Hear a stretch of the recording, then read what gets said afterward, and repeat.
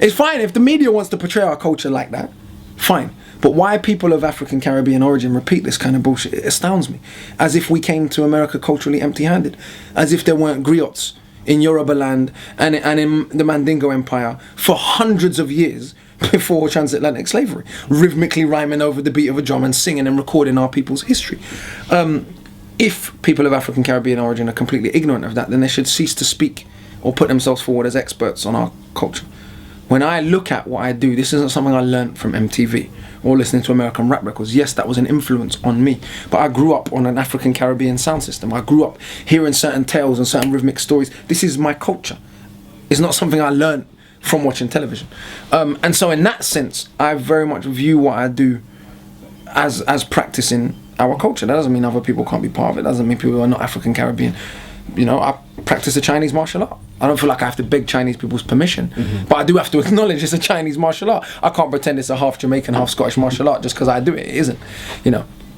And that's what I see with a lot of hip hop fans. This weird, like, oh no, it's everybody's music. Yeah, it is. It's everybody's music to the same extent that Chinese martial arts are everybody's martial arts. Yes, all human beings can practice these things. But if we respect the people's culture, we should acknowledge where it comes from and that it is a product of a particular group of people's culture. It's like even in uni, you have to source where you get your information from. Exactly. You know, when you do your dissertation or essay, you have to source it. You can't quote it as your own. Precisely. Yeah. And to me, what happens a lot with rap music is, and all forms of African Caribbean music and African American music, is that record labels that are not owned by African Caribbeans and African Americans co-opt the music, and the moment they can put a white face on it, you know, it sells more records, and then it gets co-opted. We think of rock music today as middle class white music, even though the early rock musicians are all African American. Not only they're African American, they're African American women. You know, Memphis Minnie, Sister Rosetta Tharpe, and the Rolling Stones and Led Zeppelin, even though Led Zeppelin stole a load of people's songs, they acknowledged. Pink Floyd are named after two blues singers, Pink and Floyd. So these people acknowledged who their influences were. But today, if I pick up a guitar and start making rock music, black people will tell me I'm trying to be white. It's incredible. The level to which they've managed to market this as something that has nothing to do with black people. To the point that black people will tell me if I make rock music tomorrow. It's incredible. Dissociation of actual history. It's incredible. The ignorance is incredible.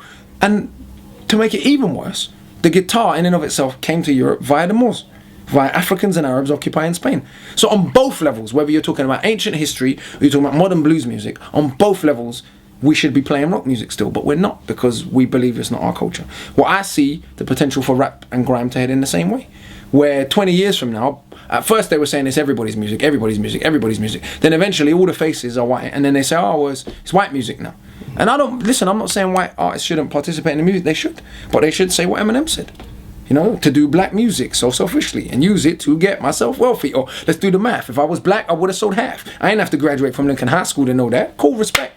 You're one of the greatest rappers ever, but you can still acknowledge the facts of the racism of the society you live in. I'm not saying you can't rap because you're white. Of course you should rap if you love rap. But don't feel the need to deny where this culture comes from. I don't feel the need to deny that Shakespeare was English just because I read his work, you know what I mean?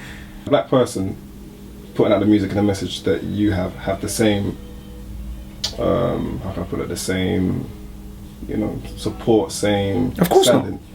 And why would that be then? Of course not. We live in a racist country, man. The idea that racism only affects the jobs market, you know, even between me and you. If I walk into a job, maybe if I didn't have an afro, this picky head lets me down. But if I walk into a job and you walk into a job, who knows? You know, maybe I look less threatening than you. I'm lighter skinned than you are. You know what I mean? Yeah. Maybe people perceive me as a little bit less.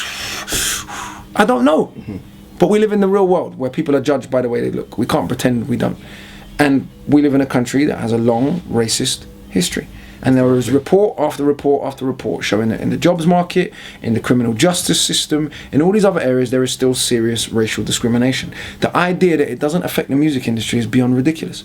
You know, so when you have, as I said before, I commented on it, everyone got upset. Professor Green makes a video like Jungle, calling people hungry apes, and it's played on daytime TV. No one accuses him of promoting violence. Operation Trident are not shutting down his tours. You know, he's not looked at the way So Solid or Gigs were looked at. Why? We have to ask ourselves, you know, what's the difference between him and So Solid and Gigs? It's an obvious difference, but no one wants to call it because they don't want to say it.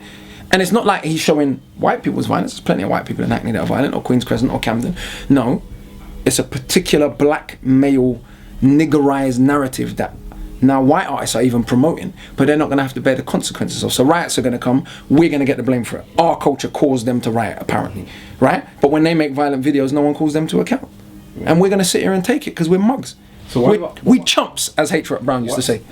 The artists today, what is the fear factor of them not speaking out for things that they know to be the truth, if Because they do know it? artists, black artists particularly, they're scared. They're very scared.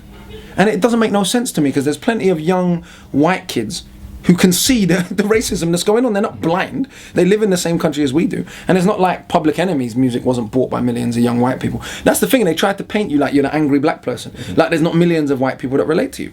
Who bought Wu-Tang's records? Who bought Public Enemy's records? Who buys Erykah Badu's records? Who buys Jill Scott's records? So the idea that you can't sell as a black artist if you analyse racism, it's complete bullshit. But the media makes us believe, don't piss off your record label owner. But the fact is, young white kids that are middle class, that are working class, young Asian kids, young black kids, kids of all ethnicities, want to hear an authentic story. And that's why they buy into artists. And also at the same token, the record label bosses aren't the people who actually have the talent. They're the ones who are seeking out the talent. They're nobody. They just have the money. Yeah. But we think they're somebody.